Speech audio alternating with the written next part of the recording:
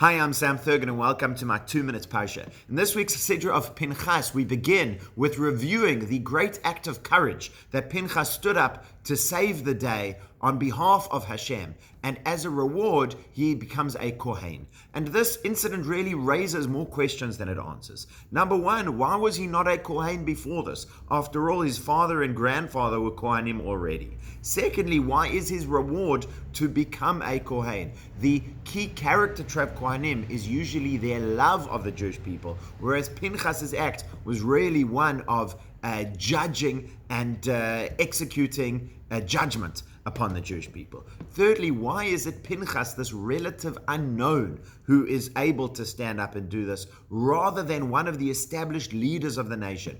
Moshe, Yehoshua, Kalev, there were so many great people. The Sfat Emet Rabbi Yehuda Leib Altar answers all of these and more questions with one word that the Torah uses, betocham, from within their midst. Pinchas acts on behalf of Hashem, but from within the Jewish people. You see, there is a difference between somebody coming as an individual with their own personal vision to impose their will upon a situation, and between somebody who is responding to the general feeling, to the sense, the zeitgeist of the nation, what everyone else is feeling, and he is standing up, not as a special, unique individual, but as a regular person who is acting on behalf of the people. That was the great act of Pinchas. Pinchas was not a Kohen, was not a leader, was not somebody in that separated position, but he was a member of the people who expressed